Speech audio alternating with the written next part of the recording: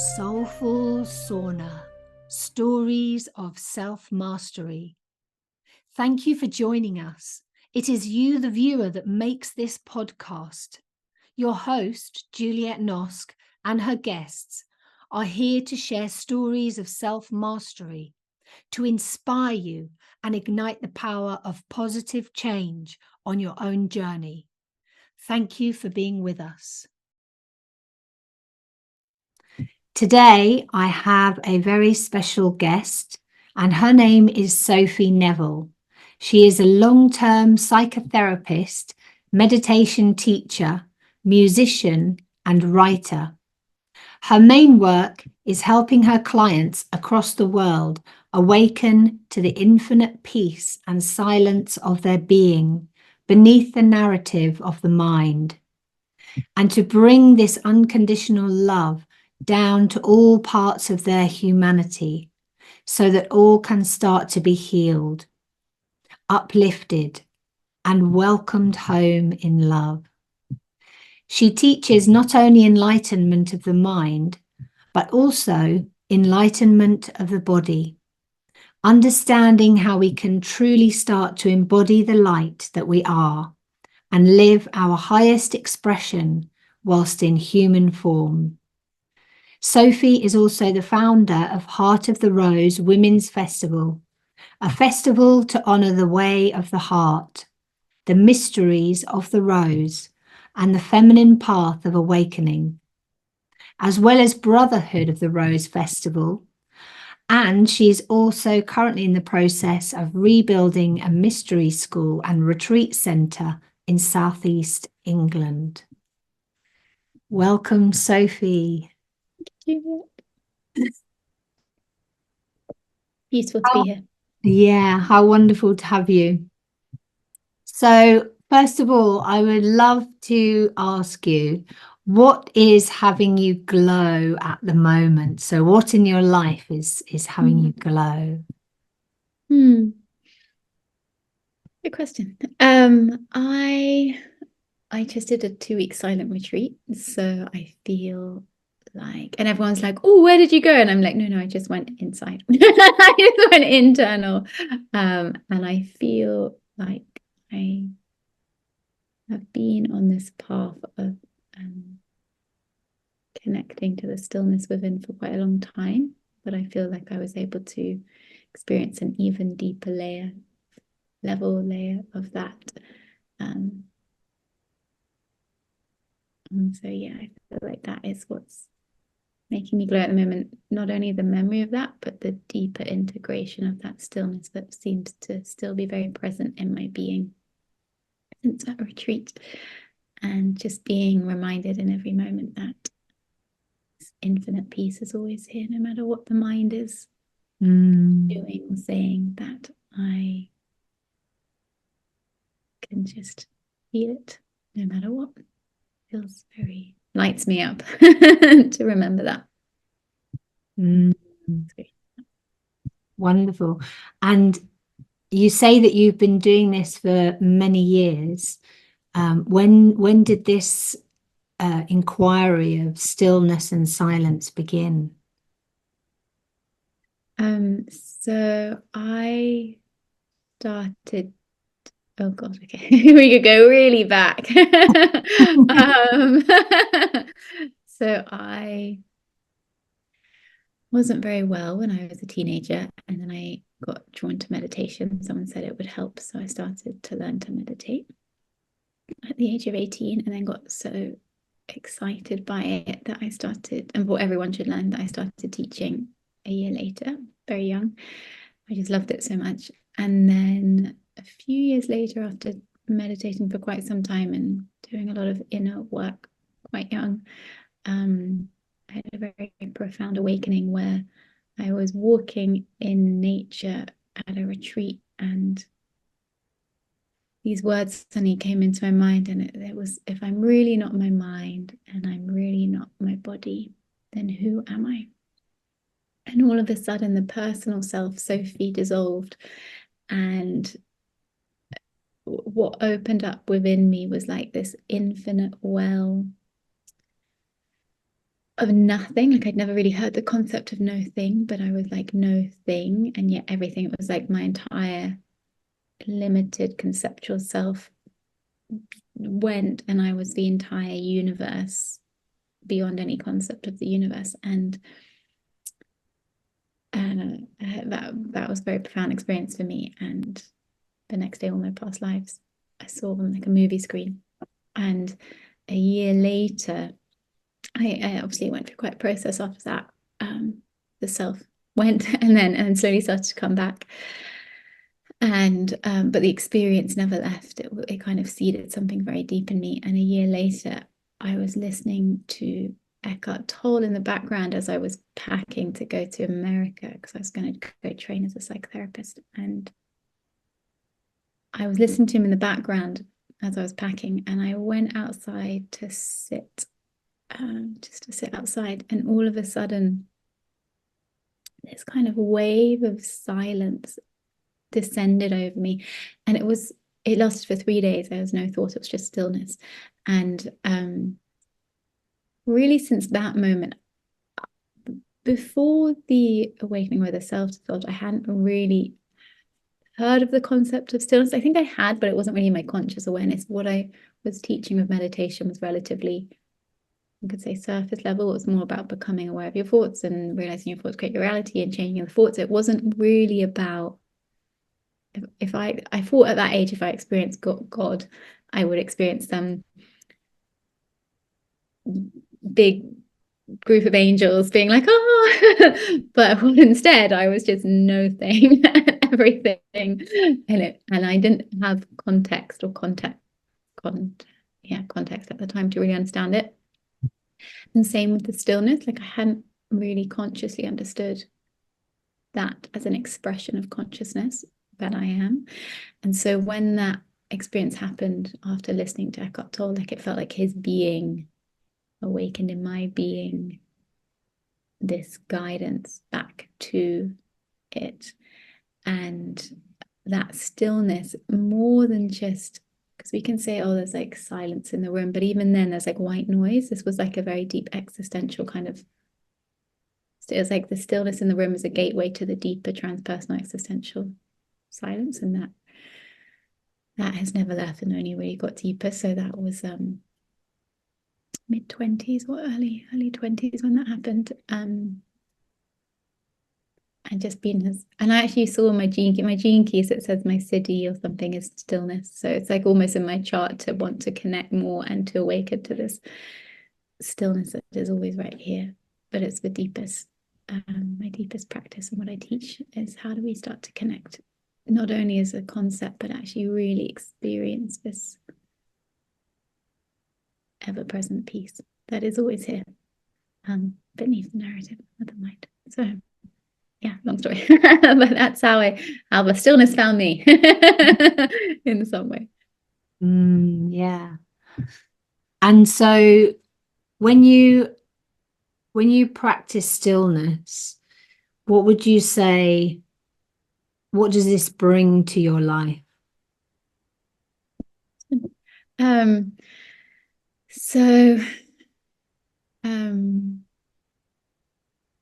So my practice, which I wouldn't say it's for everyone, because some people, I really enjoy meditating for what it gives me. For some people, we really don't. And some people, their meditation is dance or walking meditation. For me, I really like to sit. I'll sit for like an hour and a half, 2 hours a day, and just focus.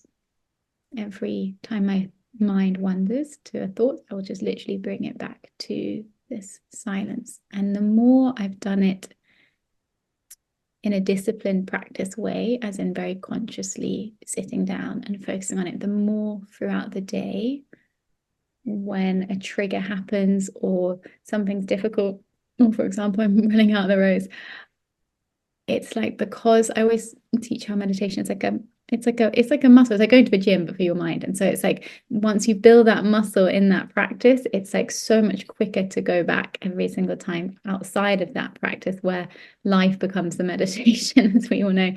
And so building that capacity in the stillness. And my teacher, I worked with a shaman for 10 years, and she always used to say that there comes a point where it's like a pendulum at first, where it's like we're fully identified with the mind, where we unconsciously incarnate and go through a veil of forgetfulness and identify with the egoic mind. That's just part of the path. And then slowly we start to recognize, oh wait, there's an aspect of me that's aware of the mind.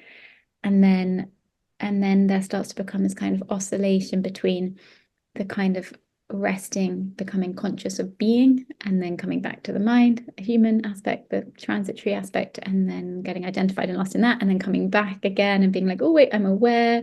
The fact that I'm aware means I'm not inherently my thoughts, and then back again. And what she then said, she said there comes a point where you start to identify more with the being aspect of yourself, and from that point there is a shift where you are, which I've experienced myself, where you are more, the peace becomes greater than the noise of the mind. So no matter where you are, there is this ever-present awareness of this stillness and silence. And it's like this until it suddenly becomes like this. And then the system rests back in what it has always been. And although the mind is still active and there's still clearing to be done, it's like it's seen from a much deeper, vaster, more permanent space that is less identified, less lost, less judgmental, less unkind, less fearful. And so I feel like the stillness practice and focusing on stillness helps to anchor myself back more in this truer place that I am before an aspect of my consciousness got lost in the identification of this limited self. Nothing wrong with the limited self, but it has been a beautiful vehicle to awaken to the one that is beyond it as well. That makes sense. Yeah, that's beautifully explained. And I'm sure that many people out there can really feel how a practice like that can bring them a lot more peace when, you know, the noise around can get quite loud and the head kind of drags us off into those different life experiences. So yes. Yeah, and I always used to say, because when I first started to experience the stillness, it was actually when I was going to America. It was an incredibly stressful time in my life. And what was really interesting is when that stillness experience happened, I then moved to America. I didn't know anyone, had never been there before. I was really sick. But what was really interesting to me was that stillness that I experienced in England was there in America. And I was like, and I suddenly understood the kind of, I think it's Ramdas who wrote this book, and it's like, no matter where you are, I mean, no matter where you go, there you are. Like I was suddenly like, oh, this is home. This is where it's not out there. It's this inner stillness, silence that it's me, that is always right here. And I say this a lot when I teach as well. A lot of people are like, I need it to be quiet in order to find the stillness. But actually, when I first experienced it on some level, I was in London at the time, and I would actually sit in Victoria Station during rush hour, during the busiest time, and go into the deepest states of bliss and miss my train always, because even in the noisiest places, it's the most beautiful opportunity to try and find, because all noise, all sound, all thoughts, everything arises from the stillness and goes back in. So if we just really, and even the breath, if we just follow it to such a degree, we will find the stillness at the root. And if we put our attention more on that than the noise, it naturally has a momentum that wants to call it back to, like our we could say our soul, it's just language, but our being wants to call itself back to itself. So it has its own moment. After a while, the stillness wants to call itself back to it. So your mind just wants to rest in stillness. It's actually quite hard to sometimes come out of it back into the world as your system recalibrates. Yeah. I have found that as well, when you focus on the sound and rather than be upset or annoyed that it's there or frustrated, it's almost like you become one with it. And that's Exactly. beautiful.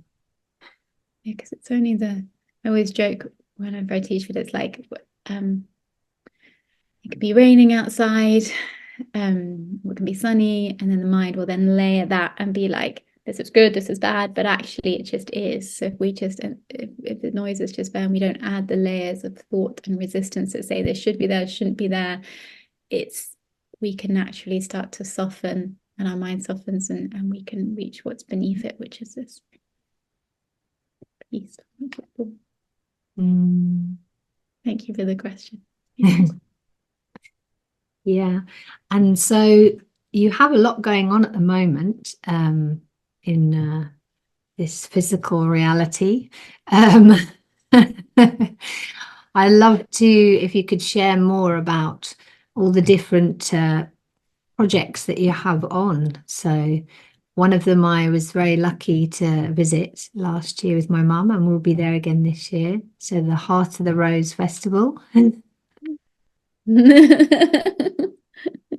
And I know you shared a bit at the festival as well about your vision.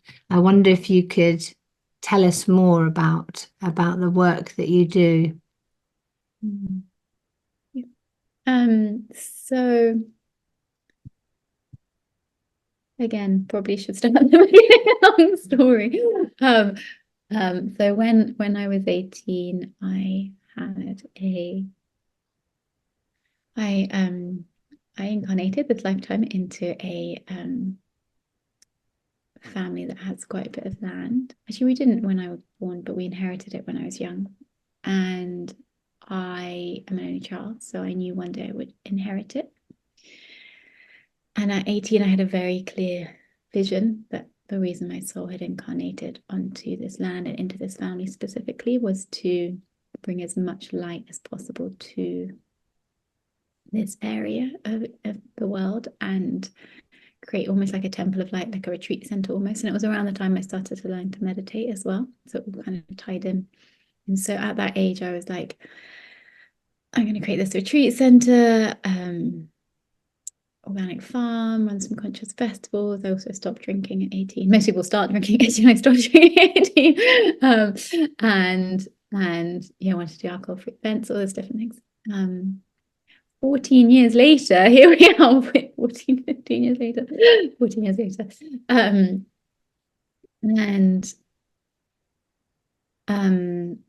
My numerology is patience. Little did I know that at that age that I would have to be patient with this journey. But during that time, I trained as a psychotherapist and did lots of other things that kind of built the foundation in myself to come back to England and be ready for this next chapter. And when I came back to England when I was about 27, 28 after graduating as a psychotherapist, I won't go into the whole story of what led me to that, but I'd never heard of the Rose lineage. I had been connected or interested. I did history of art at university in my undergrad, and I'd always been interested in Christic mysticism and the Essenes and the Cathars and Mary Magdalene, and that had always interested me. When I came back to England, I was ready to start creating this retreat center. Deepak Chopra actually randomly turned up in the land a few months later. It was all very bizarre and very divine synchronicity from the universe. And it was like a year I'd been back in England, and I'd started running retreats on the land. And I saw this astrologer, and she said, this week, or there was a certain date, she was like, this week your North Node Aquarius, Saturn will cross your North Node Aquarius, and you'll get shown your destiny. And in my mind, I always thought I knew I figured I kind of knew which direction I was going because I've been like very patient and trying to get that.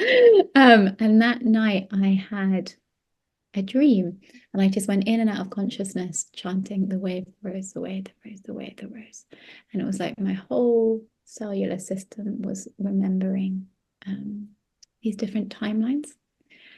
And I woke up and I was like, what is the way of the rose? Googled the way of the rose. There wasn't really much information out there, to be honest. It was like 3 and a bit years ago, maybe more. And yeah, there wasn't much out there. But it was clear it was a sign from the universe. And I asked my guides at the time, I said, what is the way of the rose? And they said it is the path of embodied love. And for me, that made sense because the path I'd already been on was teaching meditation, helping people awaken to the stillness and silence beyond the mind. And then from that place, start to bring that love down to our humanity.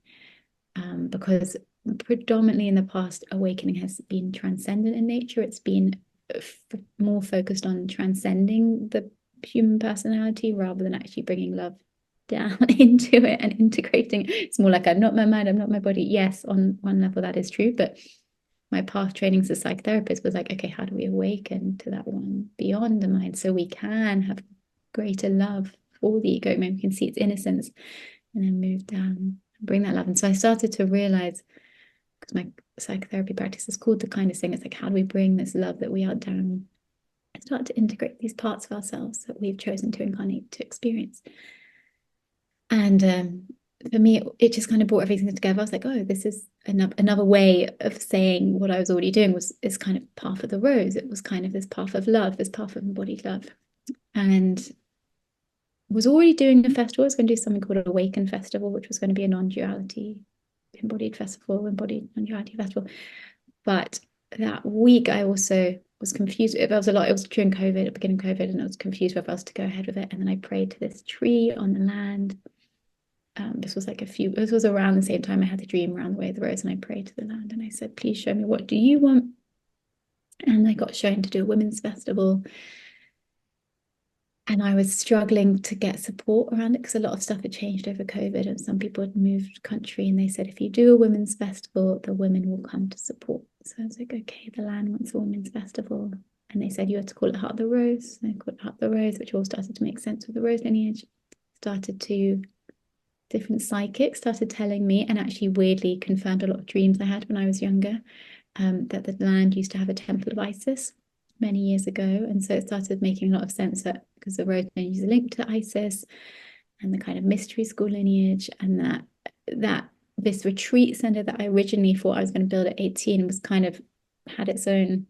It was almost like at 18 I was not ready to hear that I was going to build a mystery school or something to do with rose. That, and also the collective consciousness wasn't at that level where we were able to remember the rose lineage at that time. I feel like she's only just started coming back fully in our greater consciousness around 2022 of the Mary Magdalene year. So what originally started as a retreat center has now kind of become a bit clearer that it's actually to be this kind of mystery school. And by mystery school, I kind of mean exactly what you speak about of your beautiful self-mastery. Is it's like a school. I mean, our schools are so distorted. They mostly teach us how to remember information, regurgitate usually distorted historical events or something. That's actually not very helpful a lot of the time in our day-to-day lives. And like true mystery schools where we start to remember what it is to live in harmony with life, where we start to remember the power of our minds to create our reality, where we start to remember our power as like infinite beings incarnated into this limited form. It's just infinite things. A mystery school to remember our highest potential on earth, really. So that's a long story. So it's a long journey, this process, because there's a lot on the land that I had to clear in order for Heart of the Rose to even happen. That was huge and made me very ill for the first few years, because yes, the land wanted it, but there were other beings or ancestors that didn't really want the feminine back in such a way. And so there was a lot that I had to clear in so many different dimensions and levels in order for it to come forward. And now it feels like the land all is being cleared in some way, ready. And it was clear the women needed to come first. It was like the women needed to remember their power first and to help heal the land and anchor certain codes of light onto the land, because the land is very special. It has amazing ley lines that are connected. It feels like through very sacred sites, but it feels like, because there's springs and there's kids, it's just like it's very sacred land, and it's a deer park. And it holds certain like energy that it feels like it needed the feminine to come back and awaken. And now that's happened. I got shown to do Brotherhood of the Rose this year, and just to see that, I did not think that I was going to be running a men's fest. That was not in my foreseen future. I did always think, because Awaken Festival, the original festival I wanted to do, was for men and women. And so I did get confused when I got shown to do a women's festival at first, because I was like, do you not want everyone to awaken God? But over time, I've really started to understand the power and importance of why women need to gather at this time and remember first, almost, because it's through the awakened feminine, awakened womb that the masculine can be resurrected into his kingdom. And so now it feels time to invite the healthy masculine, the men, back onto the land as well, in devotion to the rose path, in devotion to the heart, in devotion to this path of love that is so needed on the planet. And yeah, so that's what I'm working on right now. And also being asked to bring the Rose Temple to different festivals this year, and moving back to the land in the next few months in order to start to actually build something like the Rose Temple retreats and start running this dream I always had to run proper events for awakening there. Sorry, I've really long answered your question, but that is where I'm at right now. Very busy on all dimensions.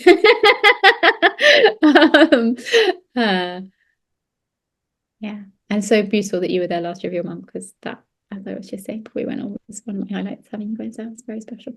And yeah, a great deal. Yeah, it was a very beautiful, beautiful weekend. My mum said that it was one of the most amazing experiences of her life, and she's 79.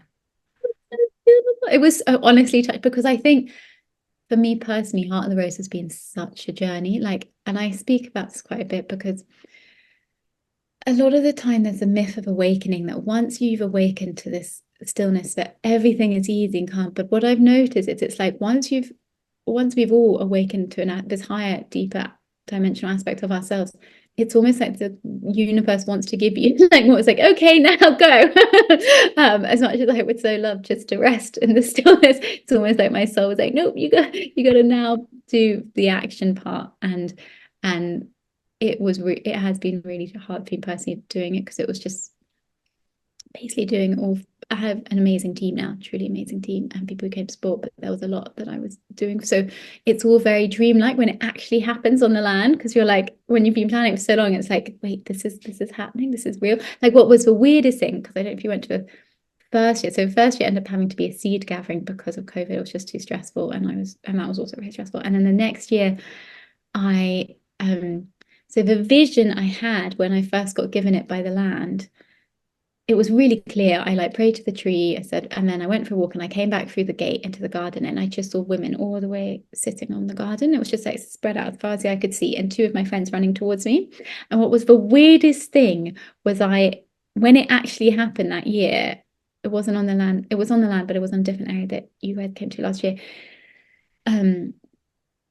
I was there, and I happened to go out the gate to get something, and I came back in the gate, and it was to the T, the vision I had exactly. And my friends walking, and I actually had to film it because I was like, this is too surreal. And it was so funny. So having your mum say that last year, and having you guys there and having that reflected, was like, it just made it so much better. It's just like, it just anchored in my being, oh wow, this is whatever has just been birthed through this being is so, and so many that help support is just, it's just so beautiful. And it was just it like generally my highlight, your mum being there saying that, because it also was so beautiful having your mum who's of the older generation, and just seeing how much of an impact it has, and how repressed and conditioned the feminine has been, and how it's so time for us to remember our worth and our power and our voice and be heard. And yeah, so you guys were great, you guys were epic. Real gift. Thank you. So I would love to go back to you said you studied in America, and I'd love to, if you could tell us a bit more about why specifically you went to America to study, and what was it you studied? That's a good question. So when I graduated doing history of art and architecture, and when I was younger, I always thought, I knew I wanted to do a retreat center. I knew I loved teaching meditation. There's a book, I don't know if you've read it, it's called The Life You're Born to Live by Dan Millman. I highly recommend reading it if you haven't. Have you read it? Numerology. And on it was like, your destiny is to teach meditation or something. It was really affirming. I was like, oh, this makes sense. And I left, and I thought, okay, I knew I loved it, but I thought I'm going to go into the art world, because I've studied the art world for a bit, and I'll make lots of money somehow, and then I'll put it all towards this retreat center that ultimately I want to do. It was kind of going to be a means to an end. But when I graduated uni, and I had been working in the art world every summer for like 6 years prior, 8 years prior. I'd done a lot of work there because I thought that was kind of the direction I was going to go for a bit. I went again, and there was something, I got super, it just didn't resonate with me anymore. I just realized how it just wasn't in alignment anymore. Some of the art world that I had been in, because it was a lot about money mostly, and just like buying art for the sake of buying art. It wasn't necessarily about the spiritual aspect of art or anything like that. And I kept getting this guidance to Google becoming a spiritual counselor, because what I noticed when I taught meditation is that I could teach people how to meditate, to become aware of their thoughts, to come back to their breath, to become more present. But inherently, what meditation does is it starts to bring the unconscious material that we've happily repressed to the surface. And I didn't have tools to help people navigate that as well in myself. Like, I was working with I met this incredible shaman when I was traveling when I was 18, and she was helping me a lot. And I worked with her weekly for 10 years. She was amazing. She was a whole other level of epicness. And she really helped me, but I didn't have the tools. And so she also said, when I was working, she said, you're going to write books when you're older, and you're going to need to be taken more seriously. If you say you're a meditation teacher, it won't necessarily have the gravity that you need as well. So, and I've had very prophetic dreams in my life, and I got shown certain things I was going to do in my life, and I was like, I needed a deeper foundation. So the guys kept saying spiritual counseling, so I googled spiritual counseling, because it felt like it matched both things that I love doing. And I found something called transpersonal psychotherapy, and I googled all the different universities. And there's this thing I used to do in order to make a decision, where I used to like write it all down, and then I used to crumple these little pieces of paper up, and I used to put them in my hands, a little bit like angel cards. I used to like kind of mix them up and then wait for one to fall out and see which one I was meant to go to. So I did that, and and this one kept coming out called Naropa in America. Well, it was called Naropa, and then I googled what was that, and it was in America, and I was like, oh, I'm not gonna be able to go there. That was just completely out of my mind in terms of expensive and miles away, and yeah, it just didn't feel realistic at all. But it fell out 3 times, and I was like, okay. When the universe has like almost hit you on the head because you're not listening. So I trained in London. I was 23 at the time, I think. I decided to do a foundation course in London to start with at someone called CCP, and they just to see if I even liked it, transpersonal psychotherapy. And I did really like it. And I realized during that foundation that I really wanted to study and do the master's in it, which was 3 years in London. But they said I was too young, and I was really annoyed, because I think because of my impatience, and I've come here to learn patience, but also because I saw in my future that I actually needed to do it younger. Like, there was more for me to do that required me to do it earlier. So there was also this part of me that was like, I need to do it now. And I remember that Naropa thing, but it still felt, it was a completely mad experience. I won't go too much into it because it was just beyond mad, but crazy synchronicities happened that showed me that I needed to go to Naropa, even though I really just couldn't understand how that was even going to happen.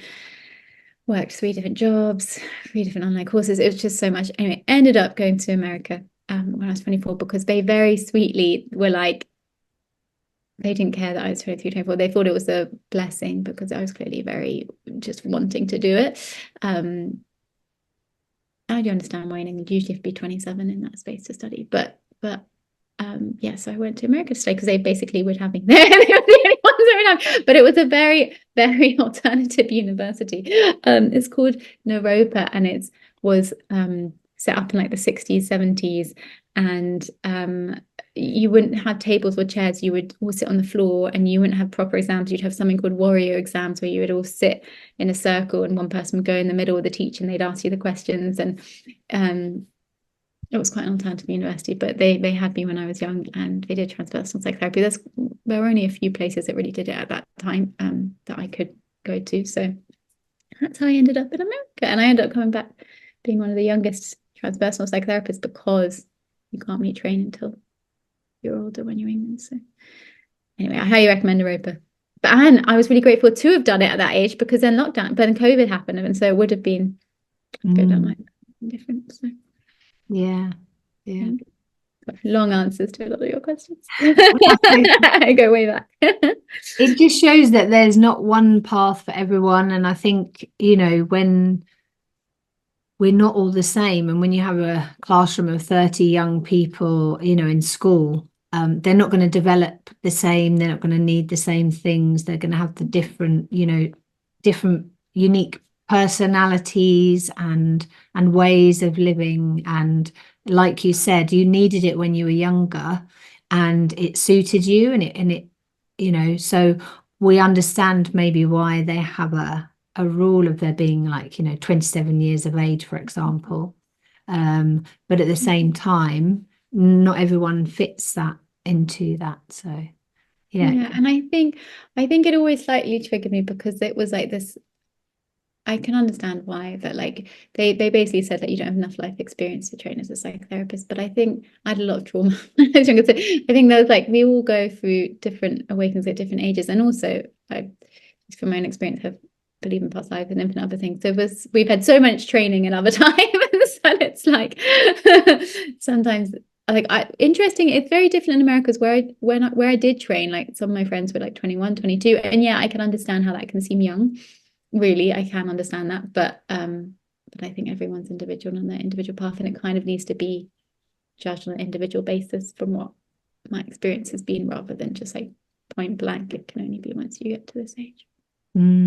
Yes, exactly. And part of your awakening journey, or part of your journey this lifetime, has also involved the wellness and the illness of your body, and that journey. Would you like to share more on that with us? So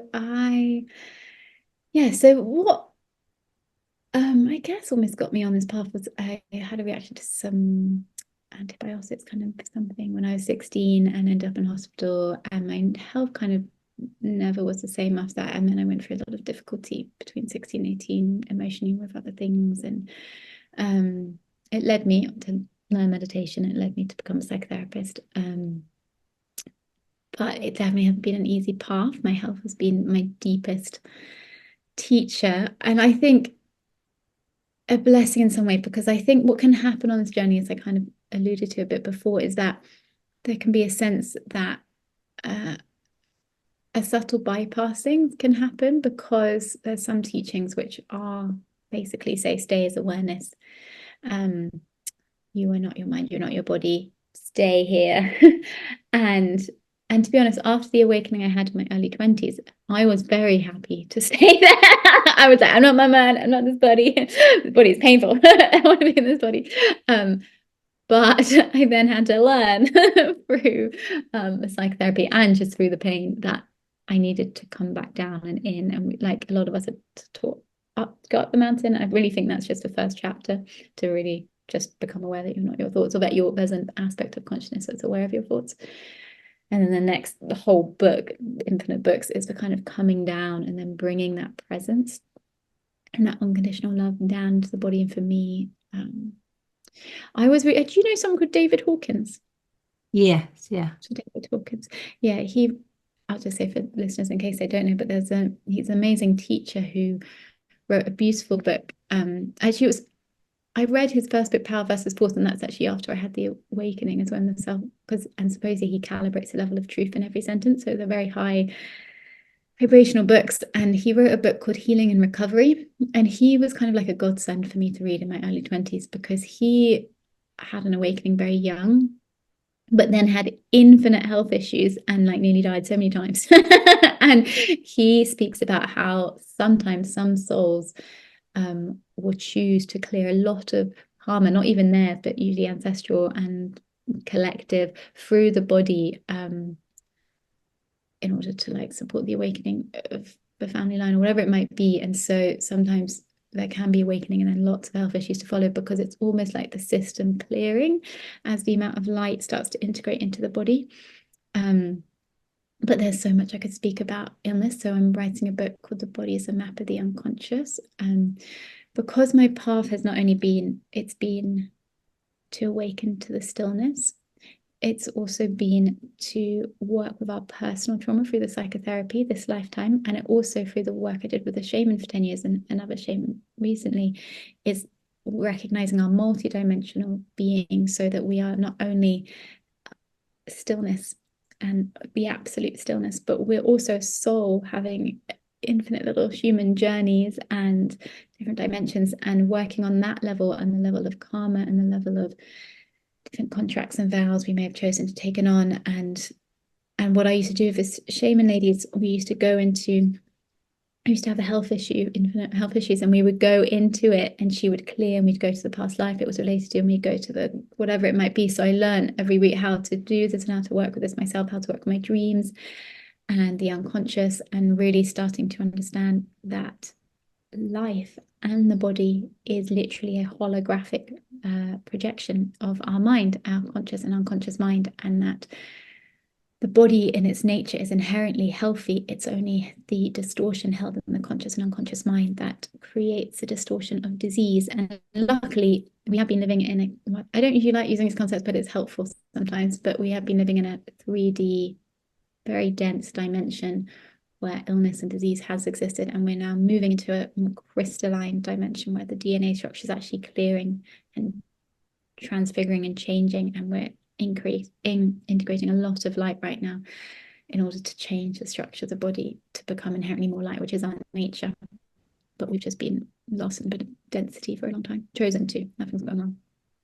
Anyways, I could speak for hours on the body, but I do teach on the body, and I work with a lot of clients around autoimmune stuff, and it really is multi-layered and multi-dimensional. That's ultimately what I found. It's due to toxins in the environment that our system just hasn't adapted to digest, and it's almost a healthy response, I believe, the autoimmune, to just the imbalance that's in our environment at the moment. Like, it would be weird if we were all really strong and healthy and yet really desecrating the environment in some of which, you know what I mean, like, because we are the earth in some way. So it's yeah, environmental, it's physical, it's emotional. That's what my master's thesis was my final dissertation when I was in America. So I did a presentation on how the role of emotions in disease, understanding the body as a map of the unconscious, and that was kind of before it started getting bigger. That was like 9 years ago. It was obviously big, but with Dr. Joe Dispenza and Greg Braden and other people like that, Gabor Mate. But yeah, the body really does keep the score. But what is, I'm sorry, I literally cannot remember. What is, I feel important is the body not only keeps the score from this lifetime, it keeps the score from many lifetimes. And so it can be really important for us to know, because what can happen when we start to understand that on some level we create our entire reality is we can then, the mind, the egoic mind, can go into self-judgment and can be like, oh, it's my fault that I created this. But what we need to remember is it's unconscious. The body is the unconscious. It's created unconsciously. It's not a conscious thing that we have done. And no one wants to create disease within their body. It is just the body, and life is just inherently objective. It's literally just a reflection of what we're holding, in order for us to become aware of what it is and bring more love to it and change it and start to bring it back to truth, so that we can heal. But yeah, I think the multidimensional aspect is really important. That's not spoken about in terms of illness. A lot of it is focused in a beautiful way, like Gabor Mate speaks about trauma and non-duality. Will say you are stillness, you're not your body, you're not disease. But then I think the multidimensional aspect, where it's like the soul has chosen to experience certain illnesses, to clear certain things, and has chosen to learn certain things, and it's an important aspect. Yeah, I could talk for many years about that. Thank you for the question. That's okay. I think getting your head around the choice and having chosen this experience, I think that can be a huge stepping stone for people. But I think, like you said, if we see it rather, from the unconscious, and it's a choice, however, it's from the unconscious, so it's not like, hey, I'm choosing this, I'm choosing this. What it brings us is a sense of power, because if I've kind of chosen it, then I have that power to then transmute it or change it or work with it. And I think when I got that was the step that I found really helpful, was right. So if it is the element of choice, and I hold that, then I have the power, the wisdom, that all of that within me to be able to transmute it and change it and work with it. So yeah. Exactly what you said, and exactly around the self-mastery as well. Like that's the core piece. I feel like we've been living, or sometimes I say we've kind of been living as spiritual children in some way, like looking outside of ourselves for someone to save us or to someone to blame. And it's now we're stepping into this new dimension. We're having to realize, oh wait, I create everything through my thoughts, through my feelings, through my frequency. And stepping into this sovereign place. And it can be really hard with everything that's going on in the world and all the horror, but to be like, well, I didn't create it. But what I learned so deeply if you're working with a shaman is like, we can't always know. There's a lovely quote by David Hawkins, and also Conversations with God, actually. But he says we're blaming God for what our mind has done to us, and which feels like the core to self-mastery, is to truly understand, like, there isn't some being in the sky that is creating this, that's judging this and saying this is right, this is wrong, you did good, you did bad. It's literally the mind, the egoic mind, that has been lost for so long and distorted for so long, that we have identified with, that is rooted in fear, that is rooted in a belief in separation, that has created all the destruction we're seeing in this planet. And we have now incarnated to try to help bring more balance back into, to see through the innocence, ultimately the egoic mind that has become very lost, and to kind of bring it back to the heart. Yeah, it's such a great conversation to even speak about, in terms of, like, I remember there's a book, Autobiography of a Yogi, and he asked God, like, why it was during the World War I, World War II. He's like, how can this happen? This doesn't make any sense. And in it, he said that God replied, life is like a chiaroscuro painting that we have come and incarnated. Apparently, Earth is one of the few places on the cosmos that you can experience the full spectrum of duality, and that souls choose to incarnate to experience this whole spectrum of light and dark. And that, what I've learned, especially if you're doing this work with these different chambers, is like, we've had every life you can possibly imagine and are having, because obviously time is illusionary. It's quantum, everything's happening now. And that the soul just chooses to experience these certain things. Once we truly understand it, I always like to say it, or like to share, it's almost like we are light, like we are inherently light, and then the soul will choose to then layer this light with different thoughts, programs, belief systems, depending on our previous karma, depending on what we've chosen to experience as life and how we've chosen to grow. And then this light is projected through these veils, and that's what gets reflected back to us, until we start to clear the layers and veils of the mind, and our inherent essence is what is actually starting to be reflected. The stillness that we are can start to be reflected more. The love that we are can start to be reflected more and reflected back to us. And nothing has gone wrong, and there's no judgment. There's no right or wrong or better or worse life. It's just all an experience, really, bringing us back to ourselves. Went off on a bit of a tangent. Yeah,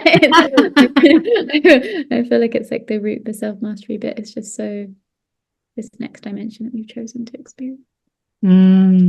Yeah, there was so much in there as well. That was so rich what you just said, and I had quite a few visuals, because like, for example, you talked about the spectrum of the polarities, and then when you spoke, I saw time as a spectrum of polarities. And yeah, when you sometimes it's really hard to put certain of these things into words, because you feel them, you experience them, but you do it quite eloquently.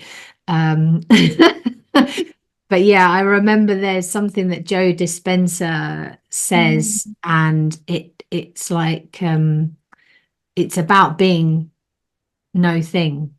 So I think it's something like, from someone to something to somewhere, to sometime, we become no thing, to nowhere, to no time, to no one. And then from that we are everyone, everything, everywhere, all the time. I like that. Yeah. And then my mind just goes.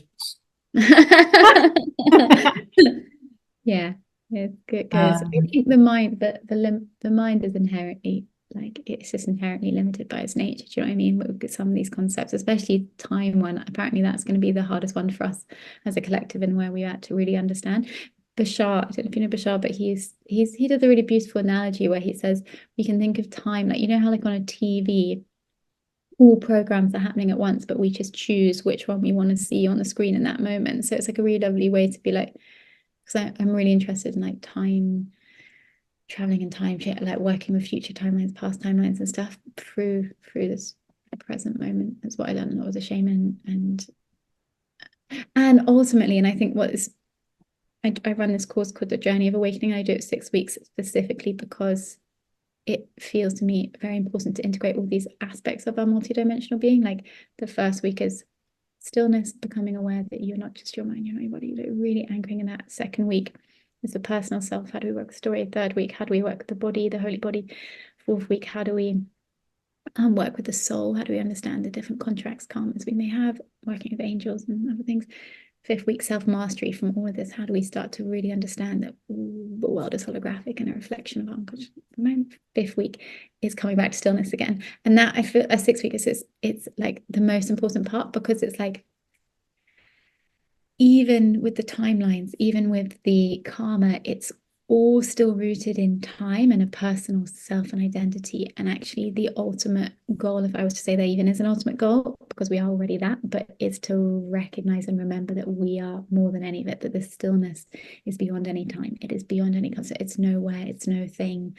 It's like holding the paradox of life, which is like both and. Like you chose to incarnate into this limited human experience to master it. Ultimately now we're coming into such an epic time to be on this planet, to really birth this new golden age, and to recognize ultimately you will also beyond it, that this is just a dream, really, on some level, like a holographic dream that can be hard for the mind to truly understand, but can get glimpses the more we rest in that stillness and just realize that everything is just happening on the mind, like past, future, none of it really exists other than in thought. Isn't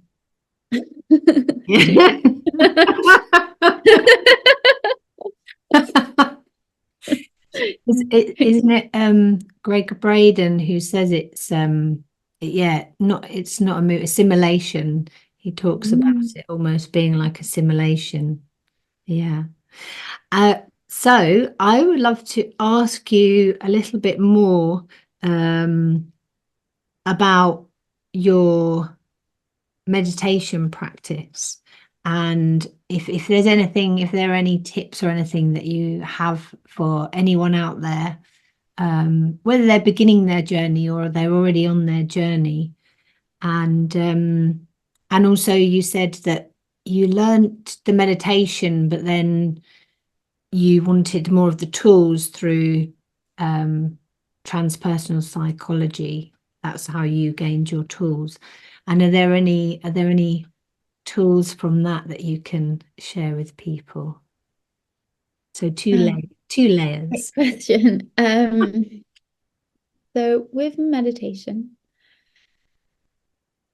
I think I heard so much when I was younger, but I can't meditate. I can't sit still. I can't think of it. Everyone can meditate. There's no one I know that can't. I know I said at the beginning that like sometimes meditation works better for people like for long-term practice, but everyone can meditate.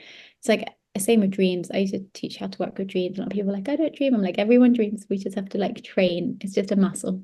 So with meditation, if you're new to it, I would recommend setting a specific time and doing the same time every day. And it's always best to do before food, even if it's 5 minutes.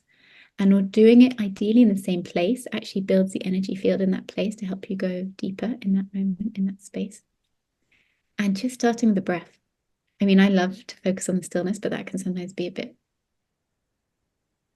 intense for some people potentially. Although I always recommend playing someone in the background, like what happened with me, like Eckhart Tolle, like Muji, other people who have experienced that presence that can help awaken that presence inherently in you. just by having them in the background starts to do that, even if you're not even listening to the words. It's the presence that ultimately makes a difference. And just sitting 5 minutes a day, and just every time the mind wanders, just bringing it back to the breath. We don't ultimately want no thought. That will inherently come the more we focus on the breath, or the more we bring our attention to an anchor, whether that's the breath or the body or the stillness, something in the present moment that isn't to do with thought. So we don't want necessarily to have no thoughts.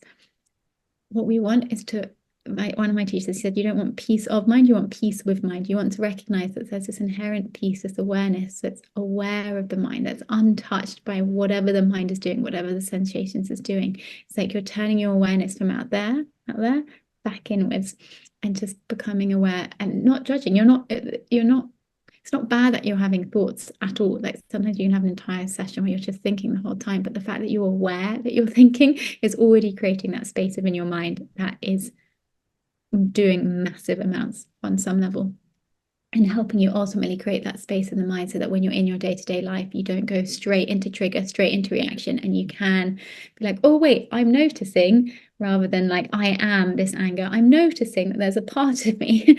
And that's leading on to the next thing you said around the tools.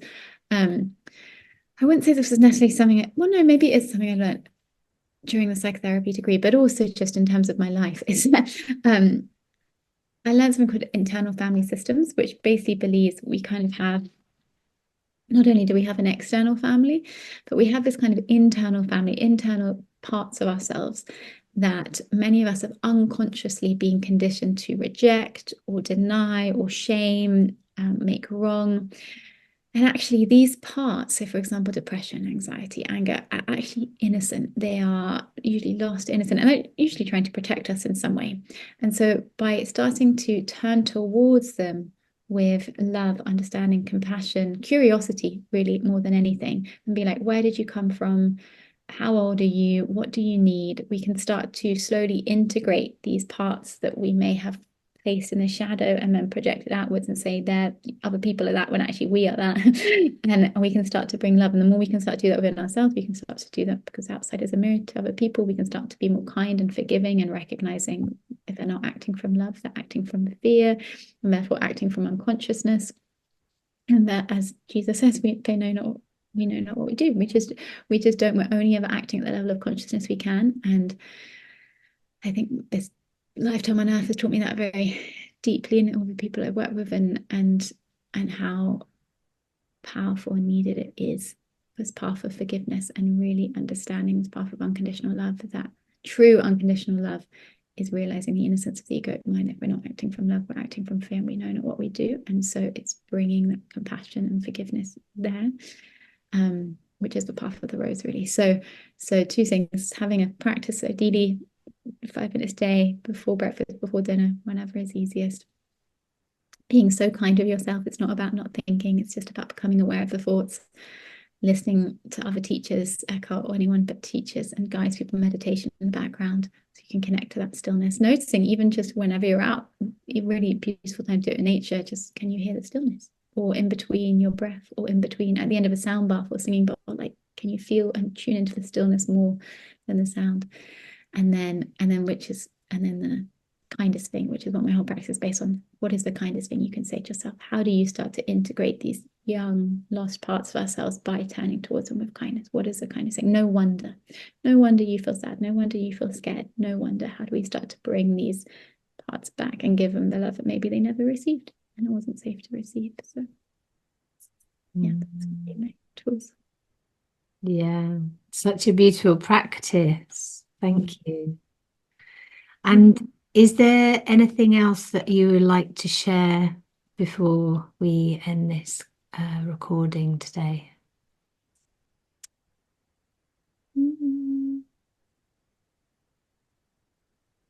No, but I just would invite anyone who's listening to really just reflect on that question. What is the kindest thing I can say to myself right now? And just the more kind we can be to ourselves, the more kind we can be to others, and the world can start to be healed. And it's not always easy. Sometimes it can be really hard to be kind to ourselves because we've been so conditioned to judge ourselves or shame ourselves and make ourselves. But the healing is in the heart, in the kindness, in the feminine that's so needed on the planet right now. yeah, deep gratitude for you for creating this podcast and for your beautiful questions that I feel have managed to lead me into other directions. I wasn't expecting to go so deep, so I'm very cosmic. So I'm very grateful for that. And yeah, just testament to you and what you're creating and bringing forth. And so grateful. So thank you. You're more than welcome. You're more than welcome. And I look forward to speaking to you again soon. Thank you for joining us for this episode of the Soulful Sauna podcast. We appreciate your continued support. Feel free to leave us a rating, share with your family, friends and loved ones. I have a question to leave you with. What inspired you from today's podcast, and what actions are you going to take as a result? Time to tell your own story of self-mastery.